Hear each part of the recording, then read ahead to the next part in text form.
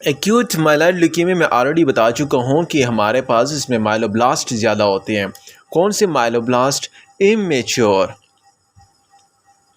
जो immature myeloid cell हैं जिनको हम माइलोब्लास्ट कहते हैं, ये ज़्यादा हो जाते हैं। It become greater than 20%। तो इस condition is called acute myeloid leukaemia. अभी आपने first of all acute myeloid leukaemia उसमें TDT पॉजिटिव था, राइट।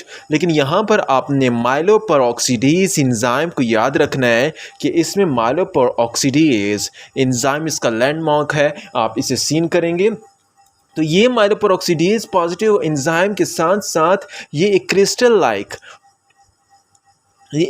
लाइक एग्रीगेट बनाएगा, और उस क्रिस्टल लाइक एग्रीगेट को हम क्या कहते हैं? उसे हम कहते हैं और रॉड्स कहा जाता है। क्रिस्टल ऑफ इस एग्रीगेट से बन जाता है, और ये कॉमनली आप देखें, ये जो हमारे पास क्रिस्टल जो बनते हैं, ये क्रिस्टल कॉमनली आपके ओल्डर जो पर्सन है उनमें दिखाई देता है। ओल्डर पर्सन कौन से हैं? ओल्डर पर्सन की मैं बात करूँ तो 50 to 60 ईयर्स तक हमारे पास ओल्डर पर्सन पाए जाते हैं, और उनमें ये हमारे पास और रॉड्स मौजूद होते हैं और पाए जाते हैं, राइट। तो यहाँ पर हाई हमारे पास माइलोपेरोक्सीडेज पॉजिटिव सेल्स हैं, पेरोक्सीडेज पॉजिटिव क्रिस्टल एग्रीगेट बन जाएगा, और ये हमारे पास 50 to 60 ईयर्स तक पर्सन में हमारे पास मौली पाया जाए। अभी मैं बता चुका था माइलॉइड ल्यूकेमिया की मैं कैटेगरी में टेबल में मैं कंप्लीट एक्सप्लेन कर चुका था। जिसने नहीं देखा आप वो देख लें। तो मैं उस पर अभी डायरेक्ट आपको पुट कर देता हूँ कि इसकी पैथोलॉजी में कौन कौन से आ सकते हैं। नंबर फर्स्ट वन, पहला जो हमारे पास एक्यूट माइलॉइड ल्यूकेमिया में जाता है उसका नाम है एक्यूट प्रोमाइलाइटिक ल्यूकेमिया।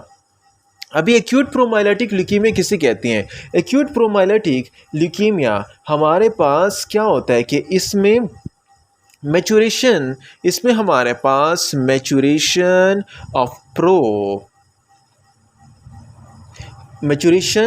ब्लास्ट सेल नहीं होती है। मैचुरेशन ऑफ ब्लास्ट सेल नहीं होती है तो माइलोब्लास्ट है, तो ब्लास्ट सेल नहीं होती है। तो क्या होता है? प्रोमाइलोब्लास्ट जो है, प्रोमाइलोब्लास्ट इट गेट एक्यूमुलेटेड। ये हमारी बॉडी में क्या होगा? ये हमारी बॉडी में एक्यूमुलेट हो जाएगा। और एबनॉर्मल माइलोब्लास्ट जो है, एबनॉर्मल अगर जब होगा, ये क्या हो रहा है? एबनॉर्मल जो एक्यूट माइलॉइड ल्यूकेमिया में एबनॉर्मल एक्यूमुलेट हो रहा है, ये एक और कंडीशन काज करेगा जिसे क्या कहते हैं? DIC। तो इसका मतलब ये है कि इंट्रावेस्कुलर कोगुलेशन ये काज कर देगा, क्योंकि एक्यूमुलेशन हो रही है और ये हमारी बॉडी में क्या हो रहा है? एक्यूमुलेट हो रहा है। याद रहे कि हमारे पास यहाँ पर क्या होता है? इस एक्यूट प्रोमाइलोब्लास्टिक ल्यूकेमिया में हमारे पास नॉर्मली क्या होता है? ट्रांसलोकेशन ऑफ 15 to 17 हमारे पास ये क्या करते हैं? 17 और 15 के दरमियान एक 17 क्रोमोसोम है और ये 15 क्रोमोसोम है। इस पर 17 पे हमारे पास रिटोनोइक एसिड रिसेप्टर है। तो ये रिटोनोइक एसिड रिसेप्टर की ट्रांसलोकेशन होती है इधर से इधर को।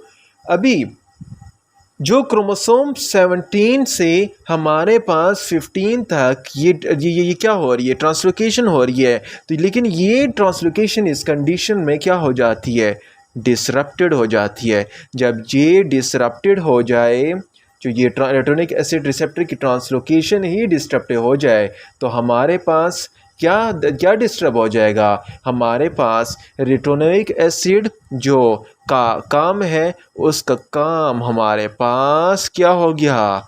उसका काम डिस्टर्ब हो गया। जब रिटोनिक एसिड का काम डिस्टर्ब हो जाएगा तो उसकी वजह से पर्सन में ये कंडीशन आ जाएगी, and this condition which leads to death of the person. तो अभी यहाँ पर आपने क्या करना है? मैचुरेशन ऑफ ब्लास्ट नहीं हो रही है, नॉर्मल ये कर रहा है, लेकिन इसकी डिस्ट्रप्शन हो रही है, म्यूटेशन हो रही है, मैचुरेशन नहीं हो रही, तो उसकी वजह से एक्युमुलेशन हो रही है। तो आपने ट्रीटमेंट के लिए आपने क्या याद रखना है कि आप एज अ ट्रीटमेंट के लिए आप क्या देंगे उस पर्सन को ऑल ट्रांस रिटोनोइक एसिड आप देंगे। ऑल ट्रांस रिटोनोइक एसिड जो हमारे पास विटामिन ए का डेरिवेटिव है, और ये विटामिन ए का डेरिवेटिव इस पर्सन को आप देंगे ताकि एक्यूट प्रोमाइलोब्लास्टिक की कंडीशन हमारे पास सेटल्ड हो जाए, जो रेटिनोइक एसिड रिसेप्टर की वजह से डिस्टर्प्टेड हो रहा था वो नॉर्मल हो और ये DIC की कंडीशन इसमें ना आए। तो यहाँ पर आपने इतना याद करना है कि ट्रांसलोकेशन 17 से 15 तक होती है। और आपने अगली कंडीशन जो मैं बता चुका हूँ उसका नाम है एक्यूट मोनोसाइटिक ल्यूकेमिया। अभी एक्यूट मोनोसाइटिक ल्यूकेमिया में आपने याद रखना है कि यहाँ पर इस कंडीशन में एक्यूट मोनोसाइटिक ल्यूकेमिया की मोनोसाइटिक यानी इसमें क्या प्रोलिफरेट हो रहा है, इसमें मोनोब्लास्ट क्या होंगे, प्रोलिफरेट होंगे। इस कंडीशन में आपको क्या होगा, एक्यूट मोनोसाइटिक ल्यूकेमिया में माइलोपेरोक्सीडेज इस कंडीशन में नेगेटिव होगा। एक्यूट मोनोसाइटिक ल्यूकेमिया में हमारे पास क्या होता है, हमारे पास माइलोपेरोक्सीडेज क्या होता है, नेगेटिव होता है। और ये ब्लास्ट जो प्रोलिफरेट हुए हैं ये मोस्ट प्रोबेबली आपको क्या करेंगे, it will effect the gums of a human. ये ह्यूमन के गम्स को इफेक्ट करेंगे और गम्स को क्या कर देंगे, डिस्ट्रॉय कर देंगे और डैमेज कर देंगे। थर्ड कंडीशन की मैं अगर बात करूं तो थर्ड कंडीशन में हमारे पास आता है एक्यूट मेगाकैरियोब्लास्टिक ल्यूकेमिया। बार लगा देता हूँ, एक्यूट मेगाकैरियोब्लास्टिक ल्यूकेमिया में ऐसा कंडीशन है जिसमें हमारे पास क्या और किन की कंडीशन की प्रोलिफरेशन, मेगाकैरियोब्लास्ट की प्रोलिफरेशन होगी। जब मेगाकैरियोब्लास्ट की प्रोलिफरेशन हो रही है, ये ज़्यादा हो रहे हैं तो ये यूजलेस मेगाकैरियोब्लास्ट बढ़ रहे हैं।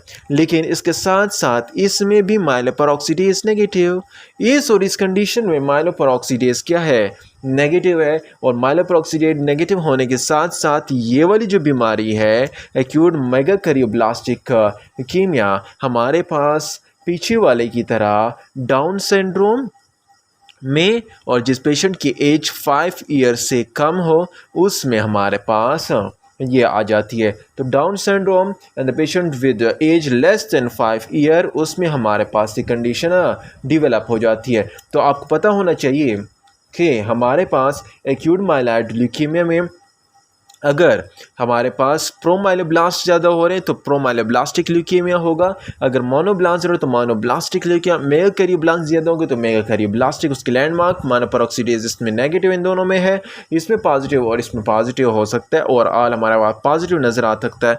तो एक और कंडीशन है वो ये है कि हमारे पास एक्यूट माइलॉइड ल्यूकेमिया में हमारे पास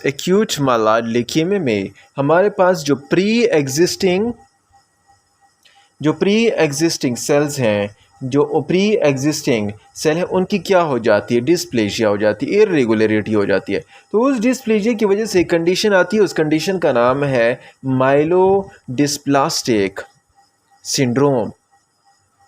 माइलोडिस्प्लास्टिक सिंड्रोम का मतलब क्या? माइलोडिस्प्लास्टिक सिंड्रोम का हमारे पास ये मतलब है कि हमारे पास अगर कोई पर्सन एक्सपोजर है किसी रेडिएशन के साथ, किसी भी रेडिएशन के साथ अगर कोई पर्सन क्या हुआ है, अगर कोई पर्सन आपका रेडिएशन के साथ एक्सपोजर हुआ है, किसी भी सब्सटेंस के साथ एक्सपोज हो गया है, तो उस एक्सपोजर के साथ उसमें हमारे पास कौन सी कंडीशन, AML की कंडीशन आ रही है, और उस कंडीशन के साथ माइलोडिस्प्लास्टिक सिंड्रोम आ रही है। और उस माइलोडिस्प्लास्टिक सिंड्रोम में हमारे पास पर्सन कौन सी कंडीशन के साथ आएगा, उसमें अगर माइलोब्लास्ट हमारे पास इंक्रीज़ हो रहे हैं क्या, ब्लास्ट ग्रेटर देन 20%, अगर आपके ब्लास्ट ग्रेटर देन 20% हो रहे हैं, इंक्रीज़ हो रहे हैं, लेकिन पर्सन हमारे पास कंडीशन में आएगा, दूसरी जो सेल्स हैं उनकी क्या हो जाएगी, साइटोपेनिया हो जाएगी, और एबनॉर्मल मैच्योरेशन के साथ हमारे पास हाइपर